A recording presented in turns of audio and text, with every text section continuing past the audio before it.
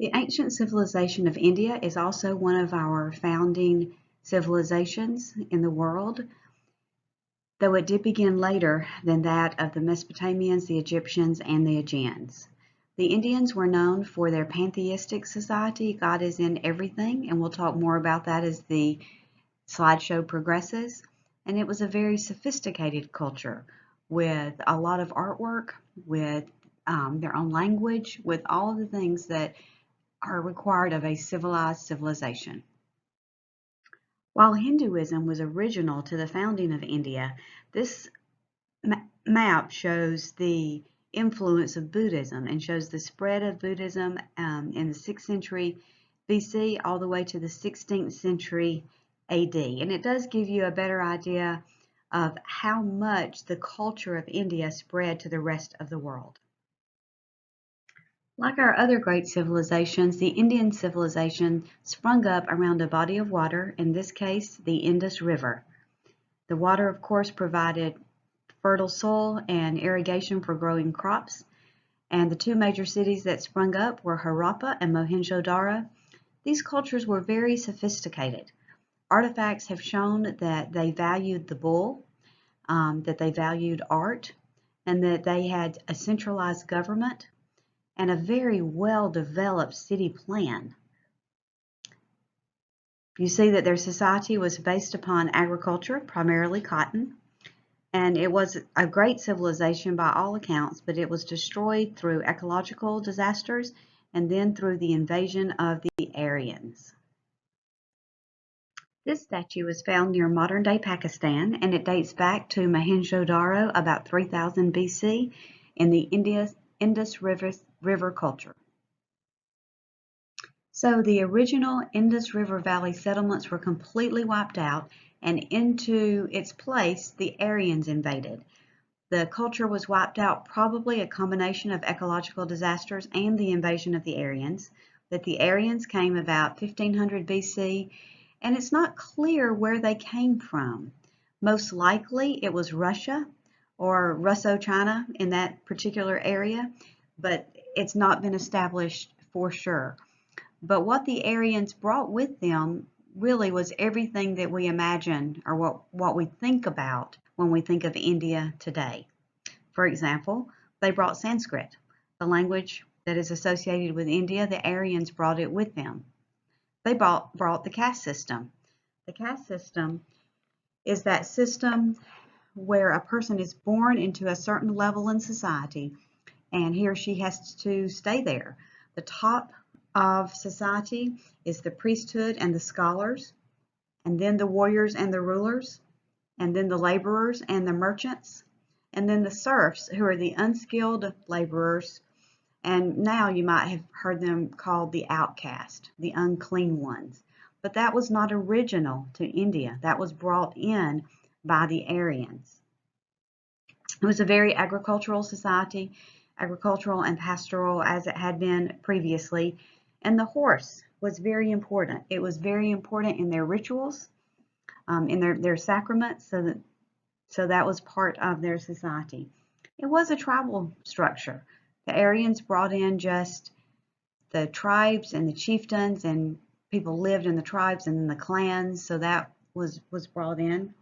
And then the epics reflect this tribal structure.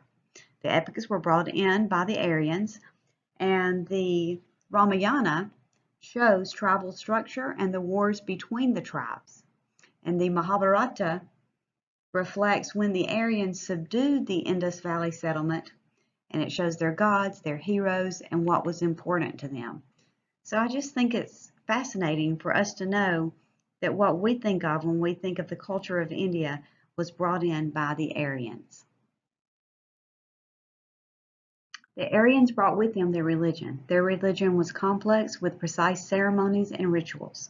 They brought two religious texts with them, one the Vedas, specifically the Rig Veda, and that is one of the oldest religious works known to man. It was written down about 1000 BC.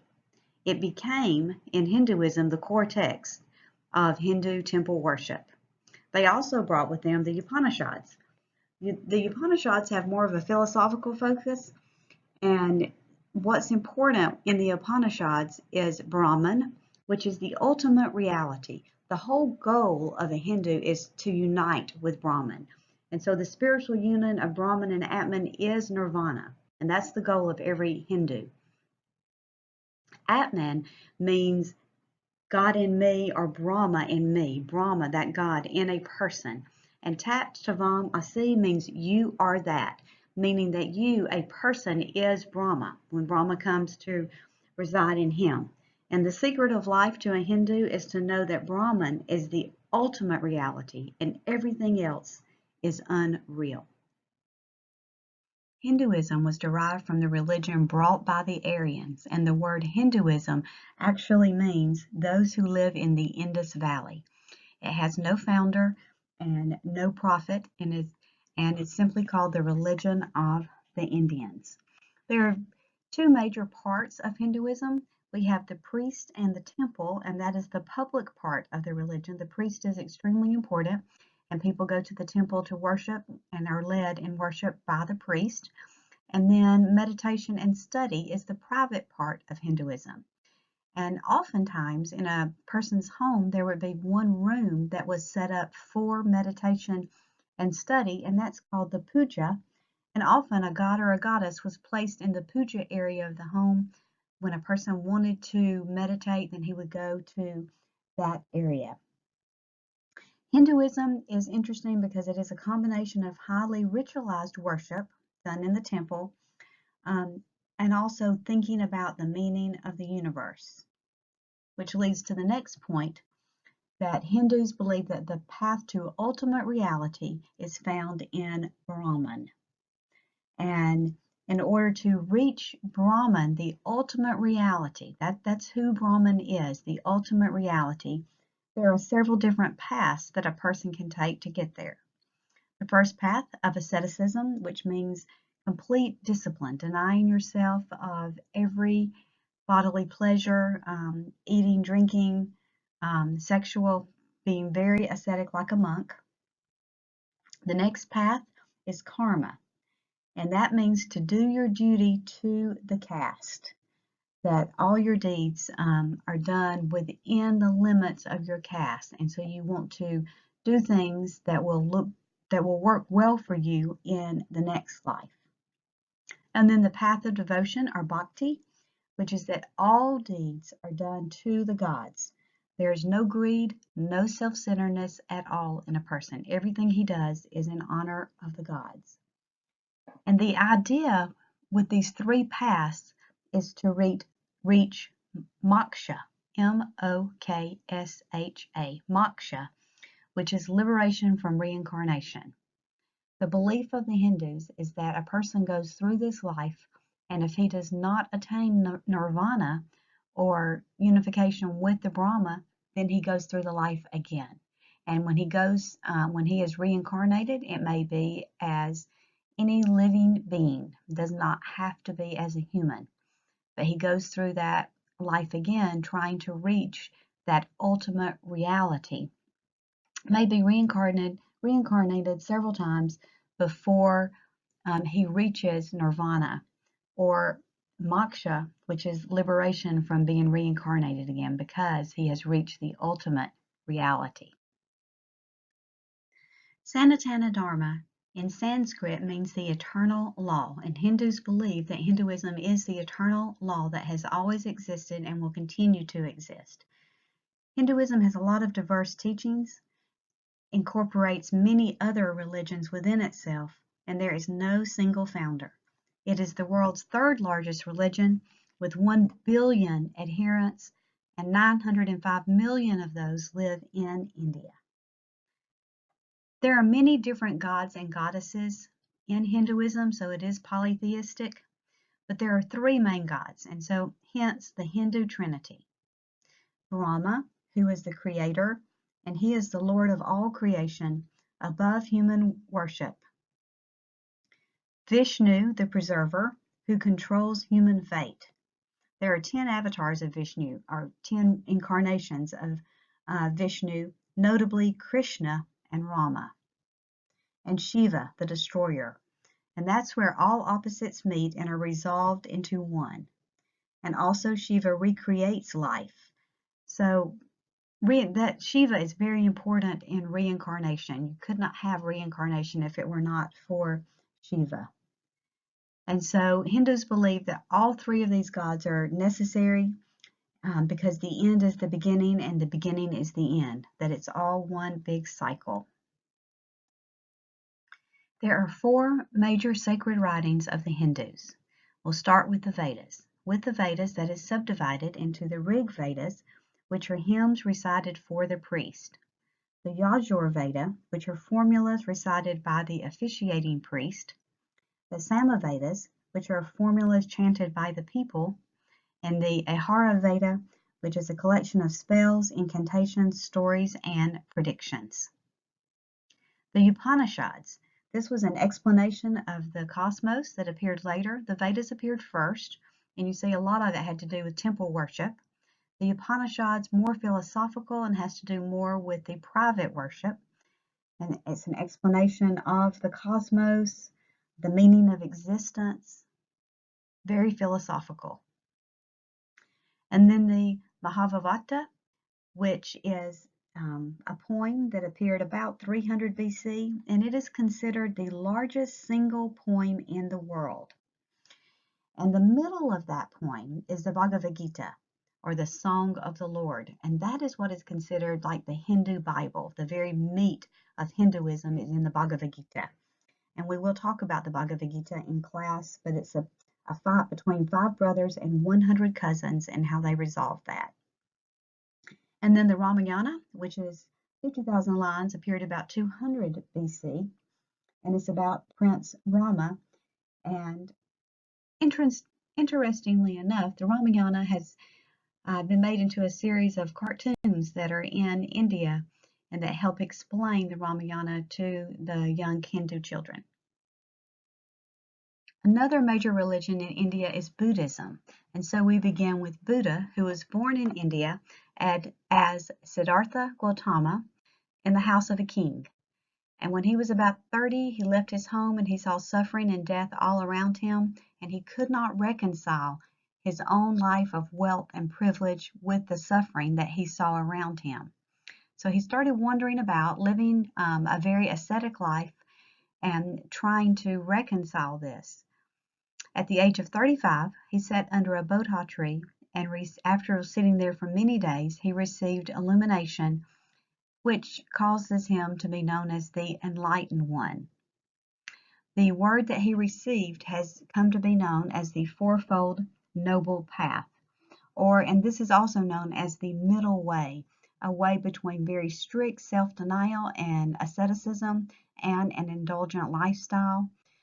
A way to live to achieve nirvana, not necessarily union with Brahma, because that's in Hinduism, but to achieve that peace, that peacefulness with the universe, and to escape the cycle of continuing to be reincarnated and reborn.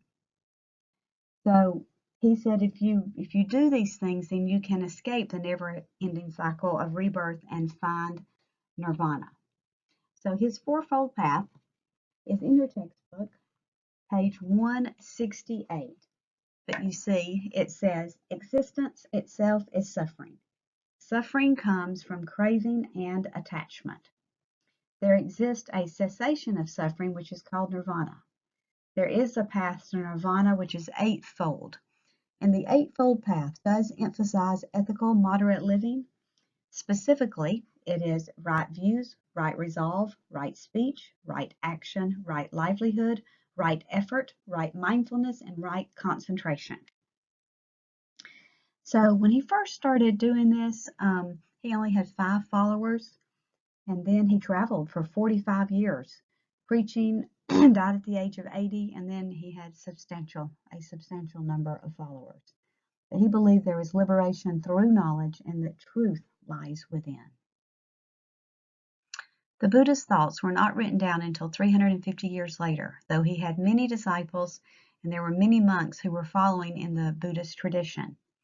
The monks gathered together, wrote down what they believed to be Buddha's words, And then they gathered again 100 years later to test the accuracy of those thoughts. And then they gathered again at a third council.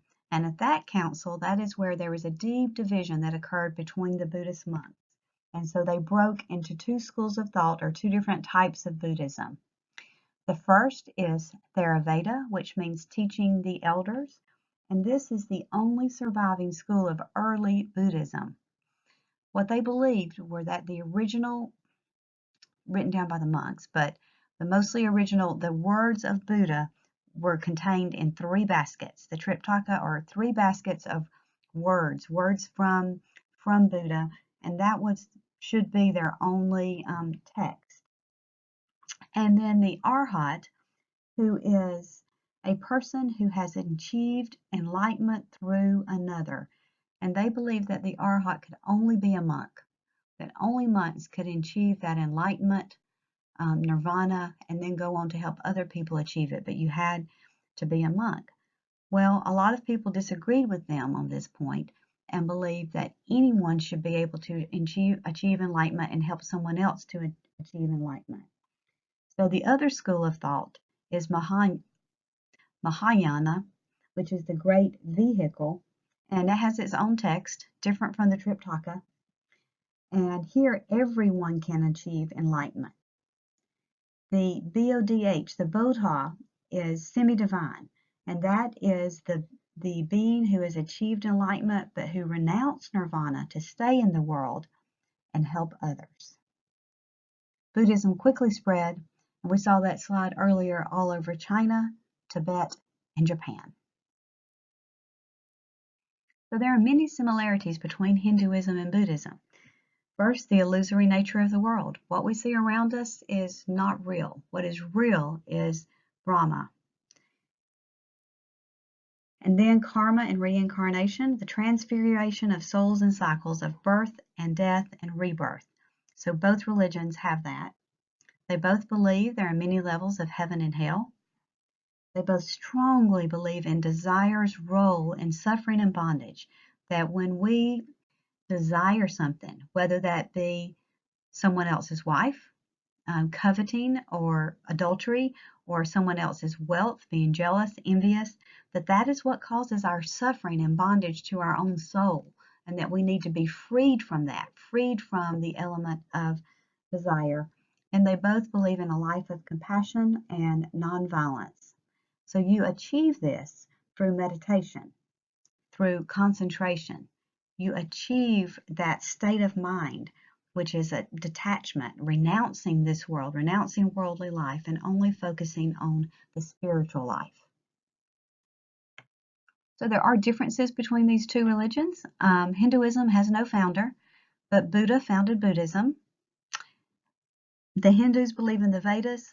The Buddhists do not believe in any Hindu scripture. They have their own scripture. Hinduism does accept Buddha as a god, but Buddhism does not accept any Hindu god.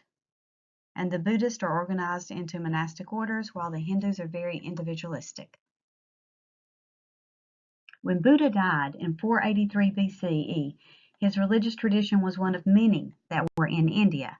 But that changed with Emperor Ashoka, who is considered the greatest emperor of ancient India. He ruled in about 261 BCE, and he unified all of India as far away as Pakistan and Afghanistan. And he originally was a Hindu, but he saw all the suffering that was caused in the world and caused by him when his army took over. And so because of that, he felt great remorse, and he turned to Buddhism, and he made Buddhism the state religion. And he preached a doctrine of nonviolence and established that as the way of the land across India. As a matter of fact, he issued what is called the Rock Edicts, and the Rock Edicts says that if my sons, grandsons should feel like they need to conquer a new conquest, if they become engaged in a new conquest by arms, they should take pleasure in patience and gentleness and regard the only true conquest, the conquest won by piety. that avails for both this world and the next. So he very much took a pacifist stand. He was against war, and he made that the law of the land. And he is also known for sending the Buddhist monks as missionaries. He sustained the Buddhist monasteries. He erected stupas, which are towers, and that's part of the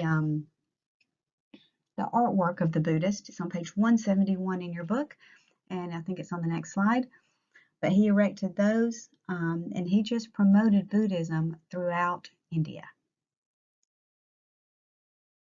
Sorry, this is not a stupa. A stupa is a dome building that you see in India, but this is a lion capital. And this is from a column that was erected by Ashoka, and it was erected at a city called Sarnath, where Buddha preached his first important sermon. And notice the wheel on it. The wheel on the base represents the wheel of the law, and you see a lot of Buddhist artwork that has this wheel.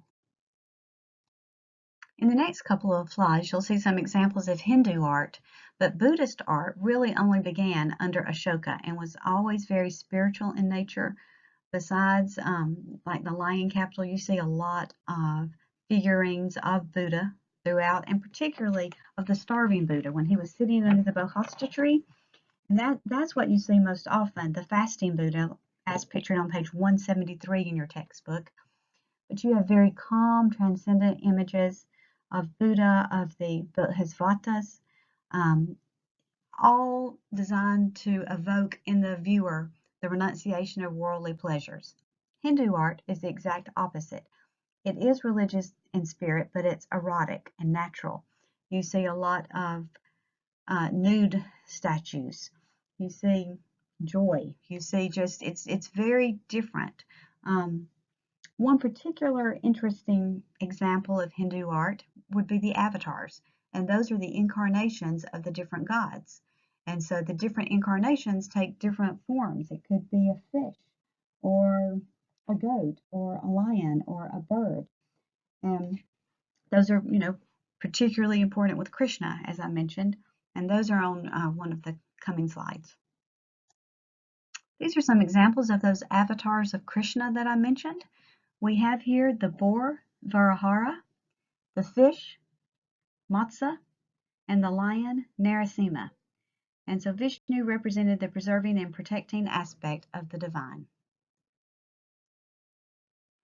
This is a scene from the Mahabharata, and we have Krishna here, who is considered an incarnation of Vishnu, and he always is shown with a blue color to his skin, and he is here with Radha.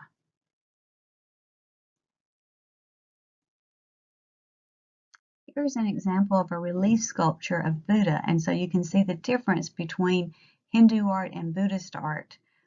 Hindu art you see full of color and life, and Buddhist art, as you see here, much more solemn. You see the wheel of law in the middle, much more solemn with renouncing worldly desire. After the death of Ashoka, his empire began to fall apart. There were many invaders that came from the north. They were able to hold them off so they did not penetrate the southern area of India, and there was a lot of warfare until Gupta was able to come, as you see here, in 320 AD and unite the country. The first Gupta you see there was CE 320, and then after that, his son, who was known as the Son of Power, who ruled later, and during that time, that was the glory days of the Gupta Empire. There was a decline of Buddhism and the rise of Hinduism during this time, and we do have a few things left to tell us about the Gupta Empire. We have the Sakuntala by Kalidasa, which is a short story, and also Sudraka's The Little Clay Cart, which is a short story about a nobleman, a penniless Brahmin, a prostitute, and a thief, and it offers a vivid description of his technique of housebreaking. Under Gupta, in addition to economic stability and religious tolerance, there were also many scientific advancements that were made because of the foundation of large universities where they studied mechanics, medicine, and mathematics. So there were many advancements in the area of science. And even our Arabic numerals that we use today didn't actually come from Arabia. They were first used in India. But when the last Gupta died, there was a collapse of rule because the Huns and then other invaders just kept invading India. And so there was a lot of warfare, and they never could achieve a stronghold and establish another empire because of the difference between religion and secular views. The Hindu priest in India would not allow an invading people to come in and set up a secular political rule because the Hindu priests were in charge. They were at the very top of the caste, and they did not want to give up their religious rule.